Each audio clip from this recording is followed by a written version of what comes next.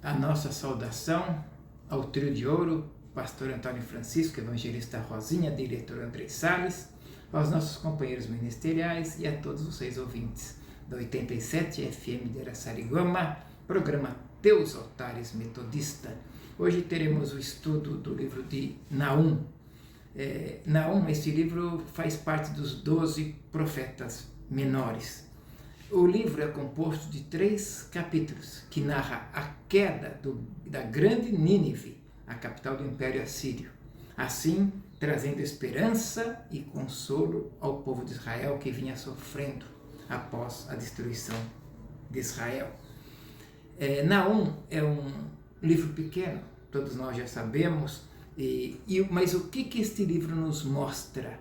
Qual a importância deste livro para os dias atuais? Vamos entender quem foi o profeta Naum.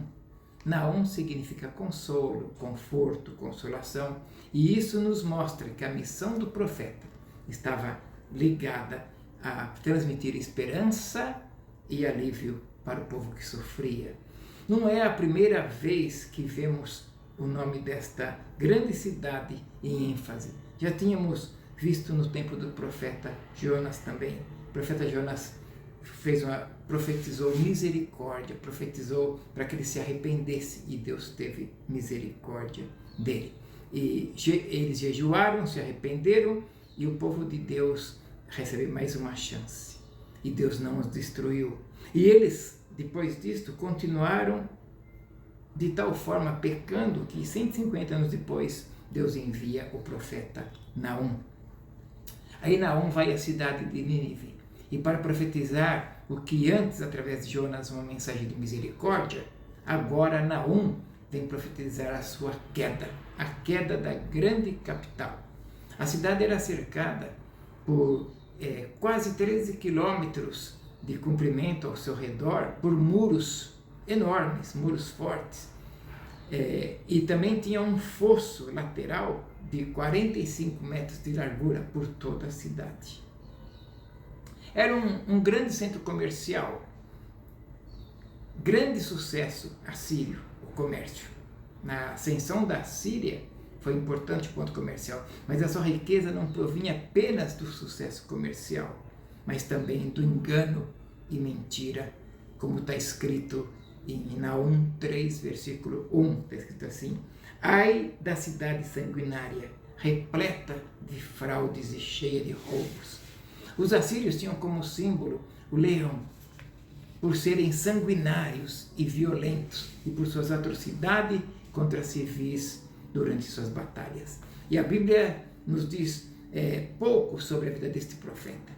A tradição indica que ele seria natural da cidade de Elcos, embora não saibamos ao certo onde ficava. O que importa é que a sua voz ecoou durante um tempo marcado pela violência e domínio do poderoso Império Assírio, cuja capital era Nínive. Naum viveu e profetizou aproximadamente entre os séculos 7 e 6 a.C. E foi neste cenário de medo, de opressão, que Deus chamou para anunciar a sua justiça e para lembrar o povo que, apesar das dificuldades, o Senhor nunca abandona aqueles que confiam nele. O Império Assírio era grande potência na época, temido por todos os povos vizinhos por causa da sua força militar e da sua crueldade. A capital deste império, Nínive, uma cidade grandiosa e orgulhosa, símbolo do poder e da arrogância humana. Os assírios não apenas conquistavam os territórios, mas também oprimiam os povos dominados, cobrando pesados tributos e impondo medo por meio da sua violência. E diante do cenário de opressão, a mensagem do livro de Naum se torna muito clara. A queda de Nínive foi em 612 a.C., apresentada como um juízo de Deus contra a injustiça. A cidade que parecia invencível sustentada pelo poder e violência, ela seria destruída, porque ninguém pode permanecer de pé contra o Senhor. Deus já tinha dado uma chance para Nínive, e que precisava, aquela chance que precisava no tempo de Jonas, e mesmo assim ele ainda estava paciente até neste momento. No capítulo 1, versículo 3, diz assim: o Senhor é tardio em irar-se, mas grande em poder, e ao culpado não se tem por inocente. Olha, no capítulo 2, Naum começa a descrever as cenas de batalhas, de destruição, de pilhas de corpos, crianças despedaçadas, e os sobreviventes seriam levados para o cativeiro. Mesmo eles tendo o maior exército na época, o reinado veio a ruir após 20 anos, de acordo com o que foi profetizado. Tudo se iniciou com os babilônicos e os medos persas, que durante a grande seca se aproveitaram para realizar sua vingança contra os antigos inimigos. Ele, o Senhor, nosso Deus, não ignora o sofrimento dos inocentes, nem fecha os olhos diante da opressão. Quando chega o tempo determinado, o Senhor intervém na história para derrubar os arrogantes e libertar os que são humilhados. Ao mesmo tempo, o profeta traz uma mensagem de esperança, né? Ele traz uma mensagem assim, ó: o Senhor é refúgio no dia da angústia e conhece os que nele confiam. Esta certeza, ela atravessa séculos e chega até hoje em nós.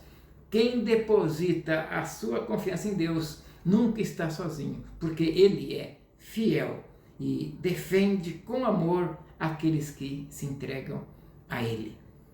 A estrutura do livro de Naum é bem definida, e isso nos ajuda para entender, para compreender o caminho do anúncio profético. Veja só, no capítulo 1, encontramos o anúncio do juízo de Deus contra Nínive, mas ao mesmo tempo uma palavra de consolação para Judá.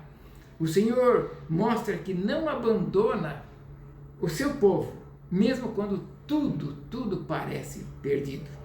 O capítulo 2, veja só o caminho profético. No capítulo 2, descreve com riqueza de detalhes a queda da grande cidade. Aquilo que parecia indestrutível desmorona diante do poder de Deus, revela que nenhum império humano dura para sempre. E, por fim, no capítulo 3, traz a condenação definitiva da arrogância Nínive. O profeta, ele denuncia a violência, a mentira, a crueldade, deixando claro que a soberba humana não resiste diante da justiça divina. A mensagem de Naum nos recorda, antes de tudo, que Deus é paciente e misericordioso, mas também Deus é justo. Ele não deixa que a maldade reine para sempre, e no tempo oportuno ele intervém para colocar limites à injustiça. E outra lição é que nenhum poder humano, por mais forte ou ameaçador que pareça, é maior que Deus. Os grandes impérios passam, mas o Senhor permanece para sempre. Isso nos ajuda a não colocar a nossa confiança nas coisas temporais, nas coisas passageiras, mas somente nele. Para a vida cristã, para a vida do cristão, o livro de Naum nos convida a viver com esperança e confiança. Assim como o Senhor defendeu o seu povo lá no passado, ele continua sendo refúgio e proteção para todos aqueles que nele buscam. Isso significa que mesmo em meio a dificuldades de hoje, somos chamados a manter-nos firmes em fé, sabendo que a justiça e o amor de Deus têm sempre a última palavra. Espero que tenham ficado com gosto de quero mais. E até o próximo estudo ou discipulado. Com carinho.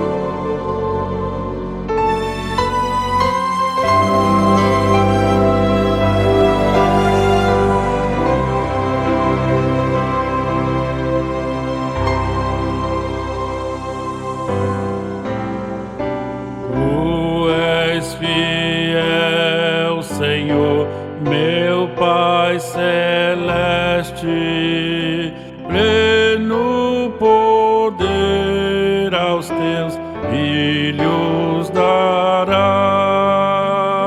Nunca mudaste tu, nunca faltaste, tal como eras tu, sempre serás.